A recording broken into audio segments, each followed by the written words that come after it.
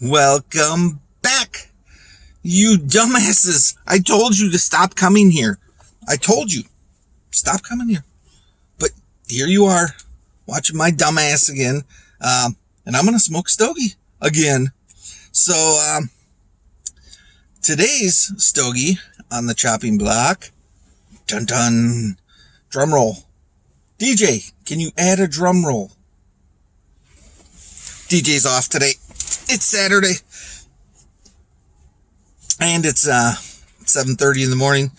So don't think I've ever smoked a Stogie this early. I'm pretty sure I haven't, since I haven't smoked many Stogies in my life. So the Stogie today is, I don't know what it is. It was bought on the sly, on the down low, by my beautiful, awesome wife. She is interested in this journey, doesn't really want to puff on one, but definitely is into the buying part. So I'm grateful for that. So she bought me this Stogie, and I have no idea what it is. And I'm going to give it a rip. Grip it and rip it, they say, right? So I'm going to do it, and I'm going to take you guys with me on that journey. And I'm going to talk a bit in this video, I guess, about my journey into video games, since this channel started as a video game channel for an online game, well, an online mobile game that I play now. I'm going to kind of talk a little bit about my journey into video games in my life. So, a lot of people say, without further ado, no ado, no nothing like that. Just straight up go. Oh, before I get into this, you gotta check out the shirt my wife also bought me. We will call her, I guess, Queen Hairy Clam. She probably won't be happy about having that name, but you are who you marry sometimes, But anyway, she bought me this shirt. Check this thing out. I don't know how to really... It's going to be backwards for you guys anyway. Basically, if you're into Parks and Recreation, the sitcom, you will understand this. If you're not, it will fly right over your head. But this is one of my favorite characters, one of our favorite characters on the show, Jean-Ralphio. And basically he's saying 2020 is the worst in his own Jean-Ralphio way, which is, 2020 is the worst, but much higher pitched and cooler than I can do it. So anyway, I should get rolling on this video so it's not super long, but I queued up some music again, some more classical, upper crust, elite. That's me. Elite, upper crust, always. And today, we're going with a little Beethoven Moonlight Sonata. Whoa, I know. Mind blown. So I know it's a bit strange, being that it's 7:30 in the morning and we're going to listen to Moonlight Sonata, but that's just how crazy we are. I don't know. I'm kind of an enigma. You'll get to see that, eventually. So here we go. This is the Stogie of choice today. This is my first time seeing it. I put it in my pocket and walked it out here. And, so I have no clue what this is. Made in Nicaragua. Handmade in Nicaragua. So, some Central American stuff going on there. Is this thing even legal? I don't know where she got it, but it's a Romeo y Julieta. So, we're, shout out to Shakespeare, my man. 1875. I don't think that's when this was made. I hope not. But, maybe that's how long these guys have been in business or something. Medallas de Oro. Oro's gold, isn't it? This is like a gold. We're going to set the gold standard on smoking cigars here today, baby. So let's, do our regular unveiling. The barometric pressure is rising, rising. I'm rising up to the challenge of my rival, which is this Nicaraguan handmade Romeo y Julieta. Romeo y Julieta. So, boom. Boom. Haha, my buddy. He's back. He has a purpose. And that purpose is going to be about that. I made that guy a little smaller this time, hey? I don't know if that's the way to do it, but that's the way I'm doing it. So let's see what happens. I don't know if you can re-snip after it's lit. Maybe I need to get that just a hair bigger. Like I said, yeah, not uncultured swine, but I'm also not perfect. So let's get into this thing. Oh, let's get the music going, so we can get the proper lighting technique to go with this. So I don't know how loud I should make this. My high quality setup here.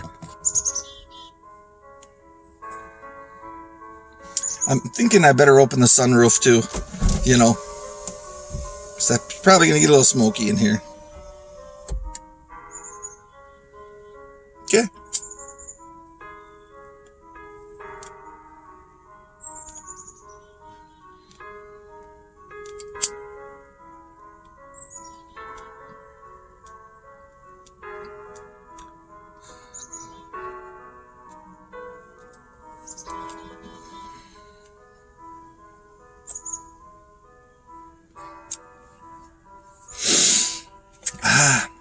It definitely tastes like a cigar. I can tell you that much.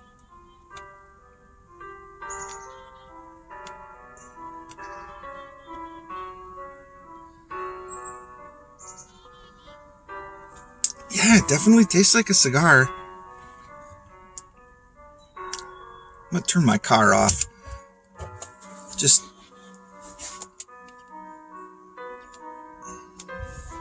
to fully take this all in. Got to take it all in, right?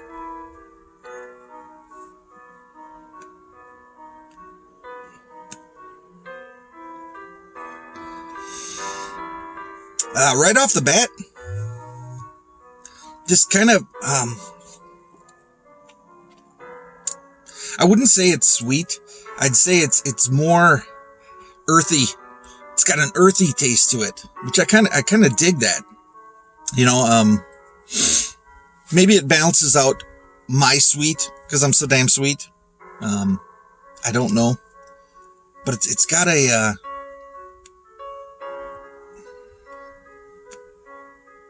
kind of an acrid,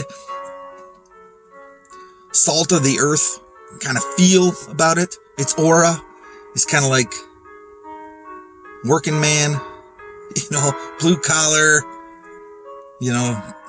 grind it out kind of taste. So that's about all I have for the cigar,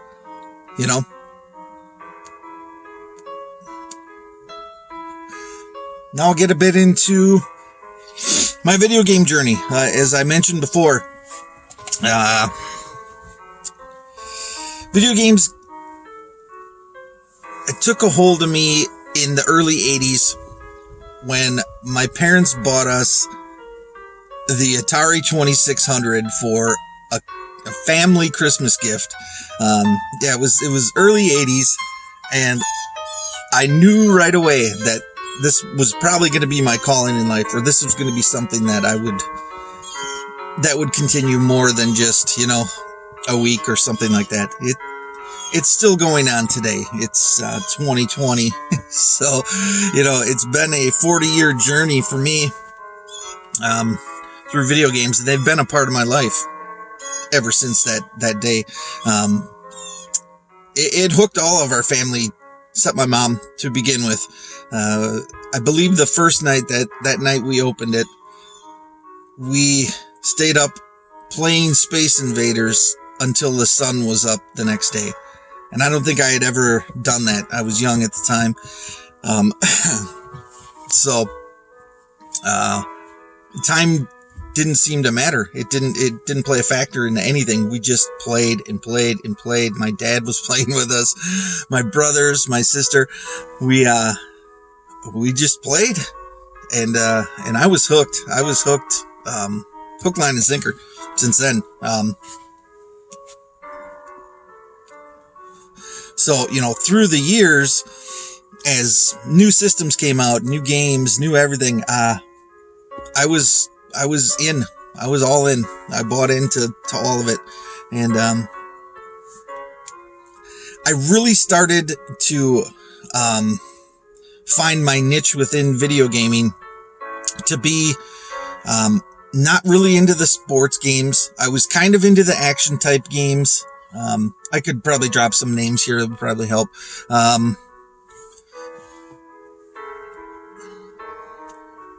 Trying to think of, I played tons of games, but the ones that really, really held on to me were games like River Raid, Contra, those action games like that, shooter games, I really dug those kind of things.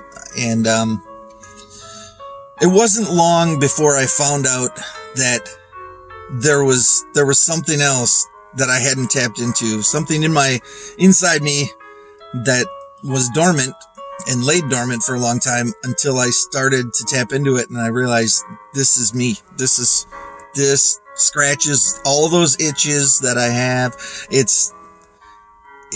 just it makes me feel comfortable, and that would be the fantasy role-playing adventure type stuff. And that really was it for me. And I guess it probably wouldn't be it for everyone, and that's okay. I was never much of a first-person shooter type, but those adventure games, I'm guessing that's an ad. Yeah. Anyway, those were not as much for me, but the action or the role-playing fantasy games really started to grab a hold of me. And some of them, like, somewhat hit it, like Castlevania and Metroid. Those were somewhat, I think, what I was looking for, and that kind of got me into things more me, which was like all the Zelda games. Those kind of were really where I started to find my niche in the video game world. I'm going to turn that down a little bit. And so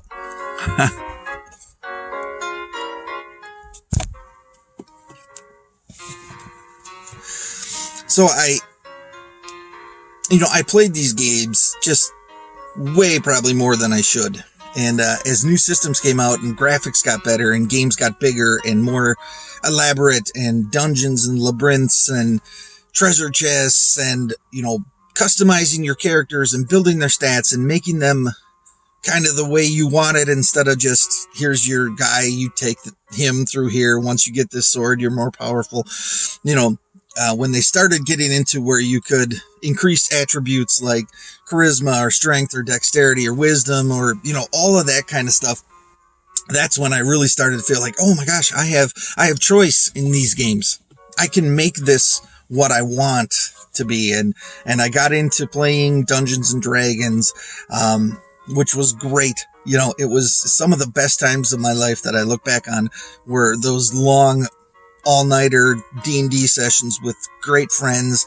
And, it wasn't about any drugs or alcohol and it was all about being able to expand your mind and use your mind to create this fantasy world for yourself where you were the star in it, and you played your character how you wanted to play it. You could play it the way you felt you were. You could play it completely opposite of the way you were, you know. You could be whatever you wanted to be. And you weren't predefined to be a certain way. So I really fell into that, and I loved it, and I still love it today. It's still a great part, you know, and through time and as things, you know, started to grow and evolve in the video game world, the advent of greater systems, I got to give a shout out to Final Fantasy too, because that was a huge part of things, you know, for me growing into this genre. Games like Chrono Trigger, Seventh Saga, things where you just got to go out, and some people saw them as grindish and boring and slow paced, and I found it just like I had the ability to just sit down for hours and do the same thing, kill the same bug over and over and over again to level up, so I could get 3 more points into my strength, so I could kill more bugs faster. You know, I loved it. I loved being able to do that, and I still love it today. So as it evolved, and as the computer age started, and the online MMORPG games came out, holy cow, it was like being able to play Dungeons and Dragons, but online. You didn't have to get everyone together, get your dice out, you know, make a dungeon. It was, here it is. The product's here for you, and you're getting people from all over the world. You're meeting people, and you know, you're talking on your headsets, or you're chatting in the game, and you're all doing different things. It was fantastic. I started out with MMORPGs in EverQuest. I played that for a number of years, 3 years, I think. I played a Wood Elf Druid. I still remember, you know, when I first logged into that game and I created my character, I customized the look of my character, the face.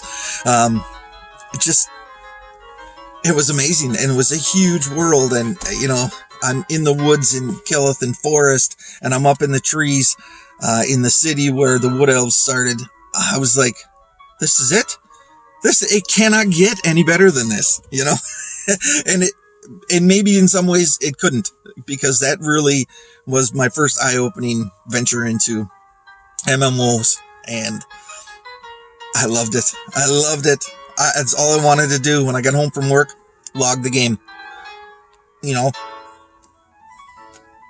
and play way too late and just have a great time and meet with all your friends. And people that weren't into that didn't understand how you could have friends that were virtual, that you've never met before. You never shook their hand. Yeah, you can have that. And they can be very strong friendships and relationships. So fast forward a little bit through that, I got into World of Warcraft after I put down EverQuest, and I played that for 7 years. I finally hung that up and got into the mobile gaming, and this game, Celtic Heroes, was one of the ones I just chose. You know, I just did Google Play, and I typed in MMORPG or whatever, and I scrolled down, and I was looking at screenshots, I was looking at gameplay, and this was the one that I said, oh, this one looks pretty good. You know, it kind of hits what I kind of like. So I started Harry Clam. I fully didn't think, because I had tried others. I'm like, I'll just name my character something stupid, and I'll play a warrior, which I never do. I always play a caster. I'm a caster type. I'm a squishy mage, you know, or a healer or something like that. I'm way more into spells than I am physical damage and shields and swords and daggers and bows and all that kind of stuff. I like spells. So I said, I'm going to create a warrior just for something different. I'm going to name her Harry Clam and whatever, because I probably won't play this game that long anyway. Well, 5 years later, or 6, or whatever it has been now, I'm still playing that character. And I also have a mage and a druid and a ranger and a rogue and 2 more rogues and another, you know, the game's great. I still love it today.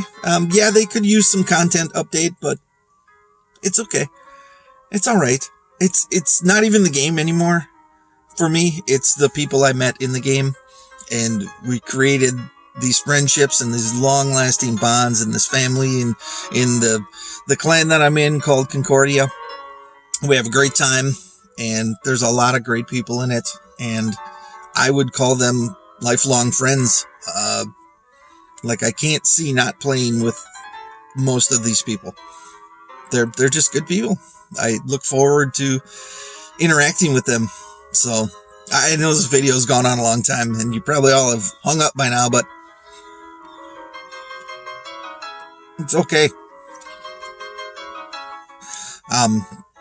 And I love the convenience of mobile, because you can, back in the computer days, you had to be somewhere, a specific location to be able to play your game or see your people or talk to them. And now you can do it anywhere. You can do it, you can be in the middle of a forest. If you have signal, you can play. You can talk to people. You can be on the shitter and be playing. You can, it's just great. It's, and a lot of these fights in this game are 5, 10, 15-minute fights where you can, boom, log in if you're in the grocery store. Oh, hey, we're doing Bloodthorn right now. Pulling in 2 minutes. You can, walk over to the frozen food section and kill Bloodthorn with your friends. And you don't have to run home and log into your computer and get your headset on and log into all your chat programs. You can just, boom, hit it, play. All right, guys, I'm going to finish shopping. All right, take care. How many bosses I killed sitting in this car? Or, I saw the message come while I was driving, so I pulled off on a side street and we killed the boss. I love that convenience, and I love the ability to just share this time with people. So, long video. Moonlight Sonata is now done, so I guess the moon is now gone and the sun is up. Oh, look, it is. It's up. The sun is up. So, I guess I'll end the video here. And thank you for, listening to my dumbass talk about dumb shit, especially if you don't like video games. I'm sorry that you don't.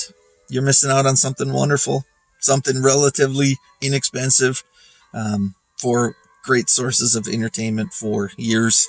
So I'm going to end it there. And thanks, guys, girls, dogs, guinea pigs, fish. I'll stop there. But anyway, thank you for coming and listening to my dumbass talk. Love you all. Peace.